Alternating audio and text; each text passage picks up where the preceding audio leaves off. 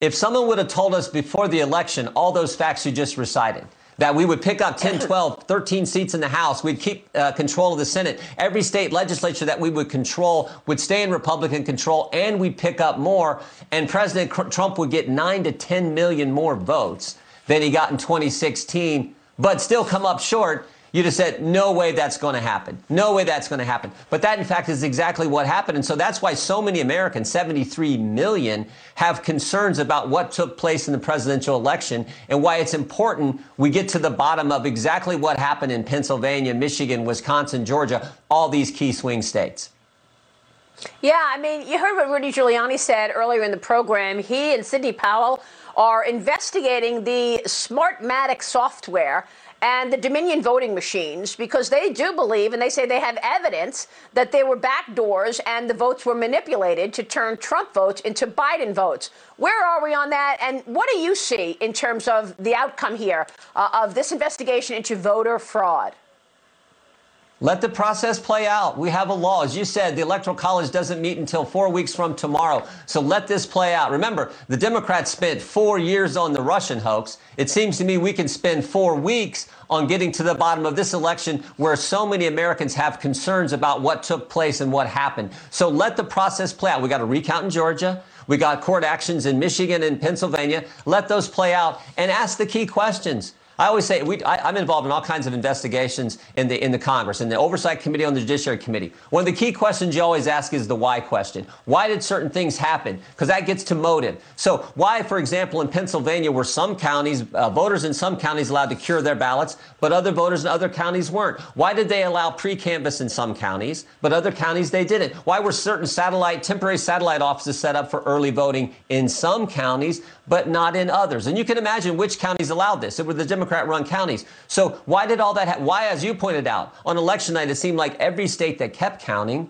President Trump won. But all the states that halted counting for a while, he wound up losing. Why did that happen? And then maybe the most important question, why don't Joe Biden and the Democrats want to find out? Why did they keep observers out from seeing what was going on in these counts, which they're permitted to be there by law? So those are the fundamental questions. And we should never forget it was Joe Biden who said, we want independent verification. So let's let the process play out so Americans can be confident as we move forward in our election system. We're not going to be able to get that through until Republicans take back the House. I mean, it's plain and simple. You think Jerry Nadler wants tech companies to treat everyone fairly and not censor conservatives, not censor the president?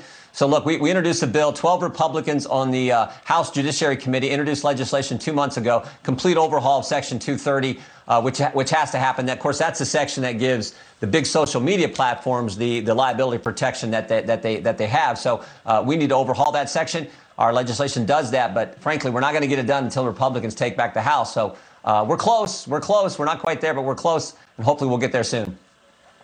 Well, we all want to see honesty and accountability. We saw Andrew McCabe testify last week, Congressman, the former deputy director of the FBI. Your reaction to him saying he would not have served and spied on Carter Page if he knew then what he knows now?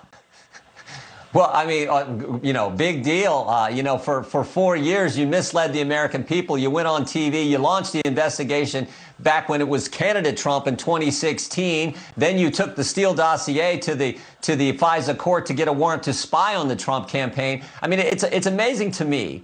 The same people who are now saying you can trust big tech, you can trust Andy McCabe, you can trust the vote, are the same people who also told us you can trust the Steele dossier. They're the same people who also told us, oh, you can trust the anonymous impeachment whistleblower, the guy that none of us got to see. I didn't get to cross-examine. The American people didn't get to evaluate. But now they tell us you can trust all these other things. So I don't put a whole lot of stock in what Andy McCabe is saying now about the investigation he launched 4 years ago. Congressman, do you think John Durham feels this way? Where is John Durham? Where is Bill Barr?